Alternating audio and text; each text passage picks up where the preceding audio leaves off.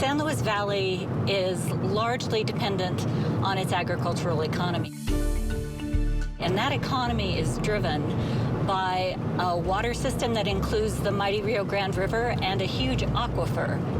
And both of those are fed by the snowmelt that comes off of these beautiful mountains that we see all around us. I'm Jared Smith with Freshwater News, and we're here in the San Luis Valley in southern Colorado to talk about water.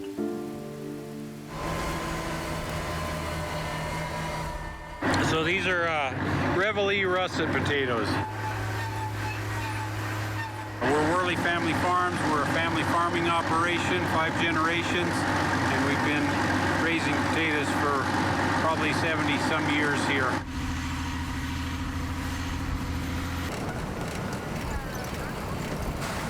We're highly dependent on our snowpack for our water source. We're a high mountain desert. We don't get but about 6 to 7 inches of rainfall per year.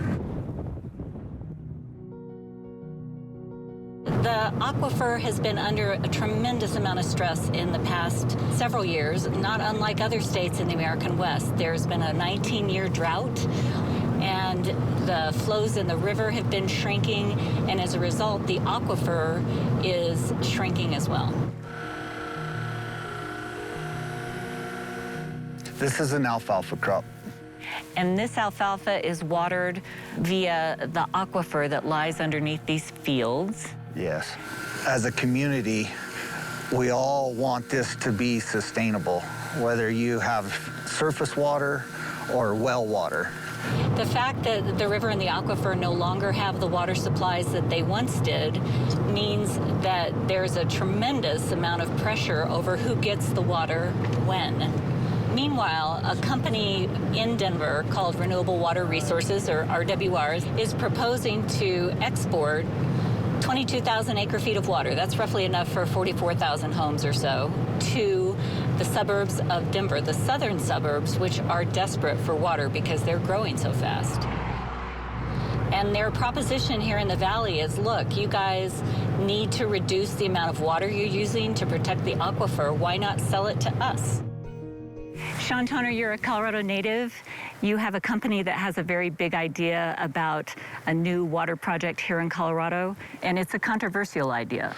Absolutely, and they say, you know, whiskey's for drinking and water's for fighting. So any water project is going to be controversial out here in the West. And so our vision is to move 22,000 acre-feet from the San Luis Valley via pipeline up to the Platte River and then floated along the river into Denver. We believe it can be a win-win for one of the poorest parts of the state to benefit one of the parts of the state that's very poor on water.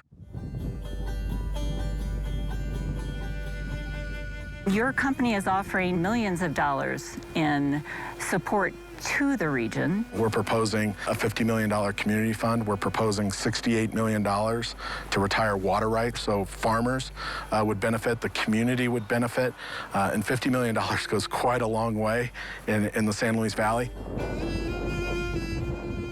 But this is a region that has an historic, fiercely proud agricultural tradition. The leaders on the agricultural side, the folks opposed to our project, they all recognize that the valley, in order to be healthy, needs to be a more diversified economy.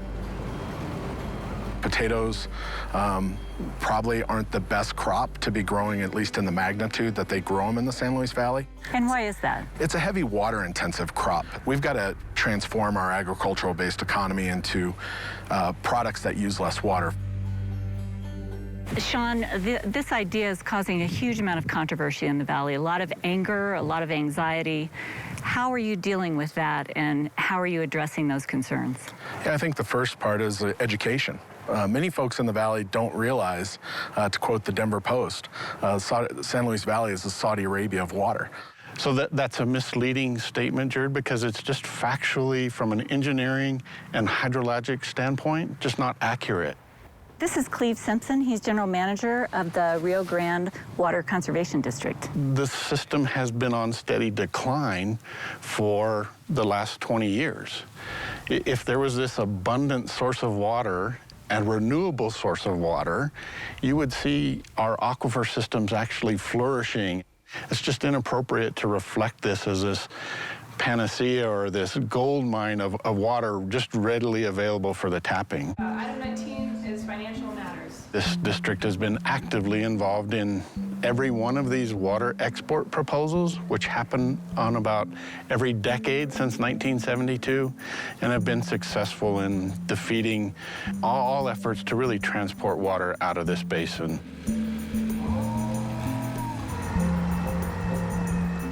What are some of the most promising alternatives to maintaining this historic ag economy, even under pressure from the Front Range? Farmers are pretty resilient, and several things happen. You get immediate conservation efforts. You see people thinking about how and when they run their irrigation systems, how they irrigate their crop. And then secondly, it's been amazing to watch people considering alternative crops. You know, we've changed our irrigation practices dramatically. Greg, how far are we from the Rio Grande River here? At this point, we're about 8 miles from the diversion off the river. This is Greg Heigl, a local farmer here in the San Luis Valley. Since the early 2000s, we've been in roughly a drought, and we went from flood irrigation to pretty much strictly sprinkler irrigation. And when you went to sprinklers, they're more efficient, your crop's more efficient, so there's no overuse of water. How do you feel about the proposal to export water out of the valley? Oh, I feel very strongly against it. I've been around water all my life, and every time some water is taken out of a basin, it's never good for the basin. Actually, this one scares me, because we've been going through well regulation now, and this water scheme is going to use the rules to get it done. They're coming after us as a community thing, like that will help us. They'll put money into the valley and help the economy, and I've been around long enough that it doesn't help the area when they do this.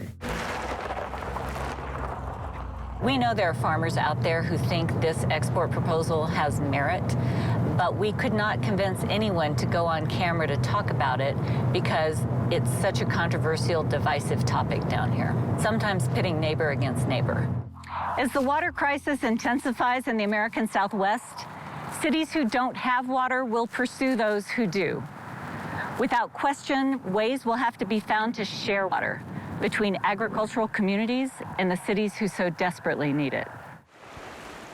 In states like Colorado, a fair solution can't come soon enough. I'm Jared Smith of Freshwater News, reporting for the Water Desk.